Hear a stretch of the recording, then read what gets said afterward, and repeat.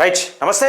నేను మీ Venkatesh. Welcome to TMR news. ఇక ఎప్పుడెప్పుడు అని ఎదురు చూస్తున్న రైతులు నిజంగా ఇంతవరకు రుణమాఫీ అంటే 2 లక్షల పైన ఉన్న వాళ్ళకి రుణమాఫీ కానీ వాళ్ళు ఎదురు చూస్తున్న ఆశలు అడియాశన అయినట్టుగా కనబడతా ఉన్నది. మొన్న తుమ్మల నాగేశ్వరరావు గారు, వ్యవసాయ శాఖ మంత్రి తుమ్మల నాగేశ్వరరావు గారు ఏకంగా అసెంబ్లీలోనే ఇది కాదు కాని పని అని చెప్పేసింది, క్లియర్గా చెప్పేసింది. ఇది కాదు, గవర్నమెంట్ రూల్స్ ప్రకారం వాళ్ళ మేనిఫెస్టో కాదు, వ్యవసాయ శాఖకు సంబంధించి మేనిఫెస్టోలో కాదు, అదిగా రుణమాఫీ ఎట్లా చేస్తాం ఏం కదా మేనిఫెస్టో ప్రకారం కాకుండా గవర్నమెంట్ ప్రభుత్వ రూల్స్ ప్రకారం అని చెప్తున్న నేపథ్యంలో 2 లక్షల పైన ఉన్న వాళ్ళకు అంటే ఒకే కుటుంబంలో వాళ్ళు కీలకంగా చెప్పేది ఏంటంటే ఫస్ట్ రేషన్ కార్డుకు 2 లక్షల వరకు రుణమాఫీ చేస్తాం, 2 లక్షల లోపు రుణమాఫీ చేస్తామని చెప్పిన నేపథ్యంలో సరే ఒకే కుటుంబంలో రేషన్ కార్డులు కేసీఆర్ గవర్నమెంట్ ఇవ్వలేదు.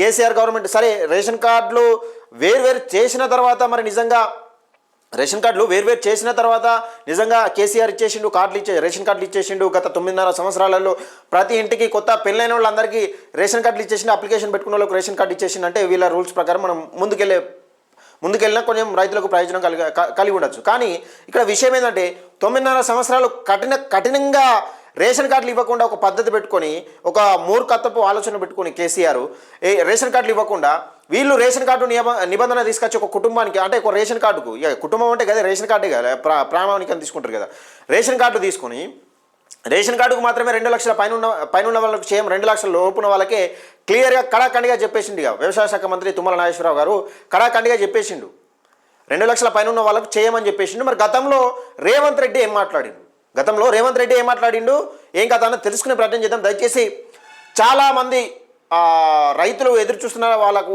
ఆశలు నిరాశలు అయిపోయినాయి. ఇంట్లో కాంగ్రెస్ కార్యకర్తలు ఉండొచ్చు, బీఆర్ఎస్ కార్యకర్తలు ఉండొచ్చు, ఇంకా బీజేపీ కార్యకర్తలు ఉండొచ్చు. నేను ఇంకా పార్టీ ఏదనేది కాదు ముఖ్యం. అక్కడ కాంగ్రెస్ చెప్పింది ఏంటంటే నాకు తెలిసి చాలా మటుకే కాంగ్రెస్ నా కార్యకర్తలకే కాలేదు, కాంగ్రెస్ కార్యకర్తలకే కాలేదు. మీరు ఒకసారి డౌట్ ఉంటే ఈ వీడియో చూసిన ప్రతి ఒక్కరు ఎవరైనా ఉంటే కాంగ్రెస్ కార్యకర్తలు ఉంటే మాకు చాలామందికి అయిందని ఎవరైనా ఉంటే కామెంట్ పెట్టండి. ఎంతమంది కాలేదు కూడా వాళ్ళు కూడా కామెంట్ పెట్టే ప్రయత్నం చేయండి. ఒకసారి చూద్దాం మరి నిజంగా తుమ్మల నాగేశ్వరరావు గారు అసెంబ్లీ సాక్షిగా ఏం చెప్పినారో తెలుసుకునే ప్రయత్నం చేద్దాం. ఒకసారి చూద్దాం. ఎందుకంటే వీళ్ళు చెప్పింది ఫస్ట్ రైతులకు రుణమాఫీ చేస్తామని చెప్పింది 31,000 కోట్లు, 31,000 కోట్లు, వీళ్ళు 20,000 కోట్లు మాఫీ చేసిర్రు. ఇక ఆ 11,000 కోట్లలో వీళ్ళు 2 లక్షల పైన ఉన్న వాళ్ళు ఉండొచ్చు. మరి నిజంగా దీనికి సంబంధించిన అంశమే రేవంత్ రెడ్డి ఏం మాట్లాడిండు చూద్దాం ఒకసారి. 2 లక్షల పైన ఉన్నవాళ్ళు 2 లక్షల పైన ఉన్న రుణాన్ని మీరు బ్యాంకులో చెల్లించండి. మీరు చెల్లించిన మరుక్షణం ఆ 2 లక్షల రూపాయలను కూడా మీ ఖాతాలో వేసే బాధ్యత మా ప్రభుత్వం తీసుకుంటుందని చెప్పి నేను ఆ రైతాంగానికి తెలియజేస్తున్నా. ఇది 2 లక్షల రుణమాఫీ ఉన్నవాళ్ళు, 2 లక్షల రుణం ఉన్నవాళ్ళు బ్యాంకులలో మీ 2 లక్షల పైన ఉంటే ఎంత ఉంటే అంత చెల్లించండి, 2 లక్షల లోపు ఉంటే మేము చెల్లిస్తామని చెప్పిండు, 2 లక్షల వరకు ఉంటే మేము చెల్లిస్తామా అని చెప్పిండు.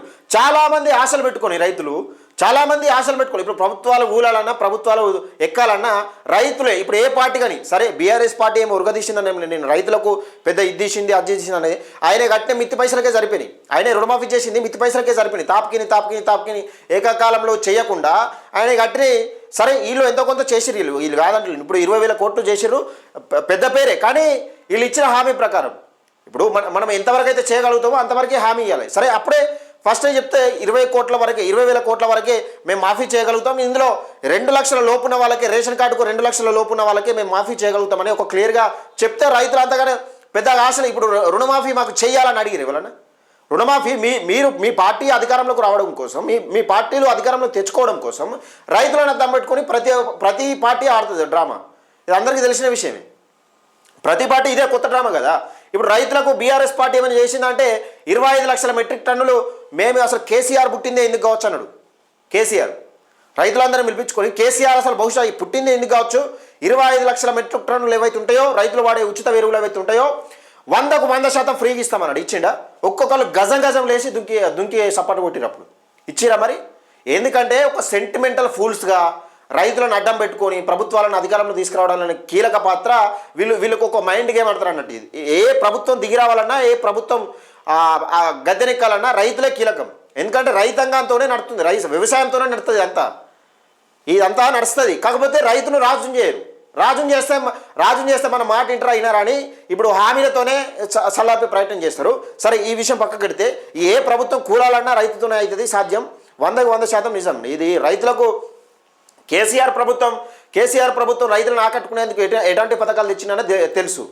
దాన్ని ఏ విధంగా చేసారు? ఇప్పుడు ఏది రైతు బంధు పేరిట రైతులకు ఇస్తామని చెప్పి గుట్టలకు, చెట్లకు, పెట్రోల్ పంపులకు, పెద్ద పెద్ద రియల్ ఎస్టేట్ వ్యాపారులకు వాళ్ళందరికీ 100 ఎకరాల నోళ్ళకి రైతు బంధు ఇచ్చారు. సరే, రైతులకు ఇచ్చడం మేలే, కానీ దాని పేరిట ఎంత మోసం జరుగుతుందనేది ఒకసారి మనం గమనించుకోవాల్సిన అవసరం ఉన్నది. సరే, ఈయన చెప్పిండు, ఏమని చెప్పిండు? రేవంత్ రెడ్డి గారే ఎన్నికల ముంగట 2 లక్షల పైన ఉన్న వాళ్ళు మీ బ్యాంకులలో మిగతా అమౌంట్ చెల్లించండి, నేను వచ్చిన తర్వాత 2 లక్షల లోపు ఉన్న వాళ్ళు చెల్లిస్తా అని చెప్పిండు. ఇప్పుడు బ్యాంకులలో చెల్లించి వాళ్ళు కట్టిరు, మరి వాళ్ళ పరిస్థితి ఏంది? వాళ్ళ పరిస్థితి ఏంది? ప్రతిపక్షాలు కూడా గగ్గోలు పెడుతున్నాయి. సరే, ప్రతిపక్షాలు ఏమైనా సరే, ప్రతిపక్షం అన్నాక కొట్లాడాలి, అధికారంలో రావడం కోసం, వాళ్ళ పార్టీని అధికారంలో తీసుకురావడం కోసం, ప్రజల కోసం కొట్లాడాల్సిన పరిస్థితి ఉంటుంది ఎవరికైనా కానీ ఇక్కడ నిండు అసెంబ్లీ సాక్షిగా వ్యవసాయ శాఖ మంత్రి గారు ఏమంటున్నారు? ప్రభుత్వ నిర్ణయం మీకు ఇప్పుడు ప్రత్యేకంగా చెప్పదలుచుకున్నది ఏంటంటే, ప్రభుత్వ నిర్ణయం 2 లక్షల వరకు ఉన్నటువంటి రుణమాఫీ 2 లక్షల పైన లేదు. 2 లక్షల వరకు ప్రభుత్వ నిర్ణయం చెప్తున్నా.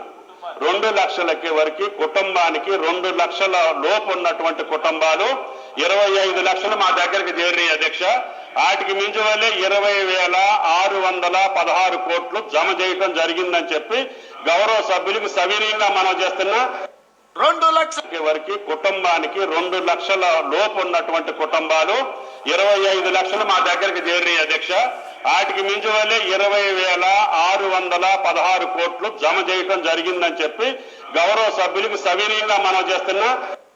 2 లక్షల సరే, ఈ విషయం పక్కకెడితే, సరే ఇప్పుడు అధికార ప్రతిపక్షం అన్నాక కేసీఆర్ కొట్లాడతాడా, హరీష్ రావు కొట్లాడతాడా, కేటీఆర్ కొట్లాడతాడా, ఇవన్నీ విషయం పక్కకెడితే, సరే గతంలో కేసీఆర్ చేసిన కూడా పెద్ద ఒరిగింది ఏం లేదు. కాళేశ్వరం ప్రాజెక్టులను కట్టి అక్కడ అక్కడికి రాకుండా చేసి 80,000 కోట్లతోనే ఇది ఒక ప్రాజెక్టు 35,000 కోట్లతో మొదలైన ప్రాజెక్టు 1,25,000 కోట్ల దాకా వెళ్ళిందంటే అది కేసీఆర్ పుణ్యమే. అది వైట్ ఎలిఫెంట్ అని పెట్టిరు అప్పుడే, అంటే తెల్ల సున్నం మనం వేసుకున్నంత. ఇక అది కమిషన్ల కోసం కట్టిరని కాళేశ్వరం ప్రాజెక్ట్ అని అది అందరు చెప్పారు. ఫస్ట్ మొట్టమొదటి చెప్పింది తీన్మార్మలనే, దాన్ని వైట్ ఎలిఫెంట్, దాన్ని మన కమిషన్ల కోసమే కాళేశ్వరం ప్రాజెక్ట్ కడతారని క్లియర్గా చెప్పారు. అంటే ఖజానా లూటి చేసేందుకు తెలంగాణ ఎవరేమనుకున్నా ఇప్పుడు రేవంత్ రెడ్డి తప్పు కాదు. నేను అనేది ఏంటంటే, నిన్ను 31,000 కోట్లు మాకు రైతులు రుణమాఫీ చేయమని రైతులకు ఇట్లా అడిగిరా, మా రైతన్నలు అడిగిరా? 31,000 కోట్లు అని చెప్పి ఇప్పుడు 20,000 పైచిలకు కోట్లు మాఫీ చేయడానికి కారణం ఏంది? ఇప్పుడు ఈ 2 లక్షల పైన ఉన్న వాళ్ళు వాళ్ళ పరిస్థితి ఏంది?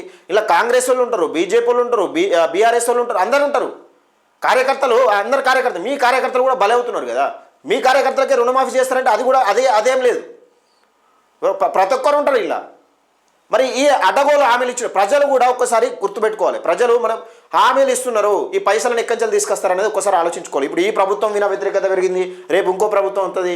కాకపోతే ప్రభుత్వాలు మారుతాయి. ఈ పాలకులు, ఈ తుమ్మల నాగేశ్వరరావు ఇన్ని రోజులు ఏమైనా బీఆర్ఎస్లో ఉన్నాడు. తుమ్మల నాగేశ్వరరావు గారు ఎందులో ఉన్నాడు?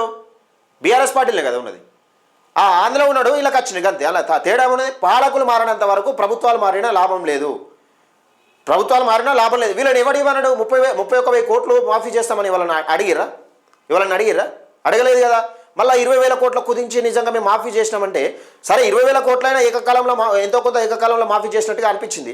కానీ నువ్వు మరొక తప్పటి అడుగులు వేసి 31,000 కోట్లు మాఫీ చేస్తా అని చెప్పి 2 లక్షల పైన ఉన్న వాళ్ళు బ్యాంకులలో తమ రుణం కట్టి 2 లక్షల లోపల ఉన్న వాళ్ళకి ఏకకాలంలో మాఫీ చేస్తామని చెప్పిన. మరి ఇప్పుడు 2 లక్షల పైన ఉన్న వాళ్ళ పరిస్థితి ఏంది?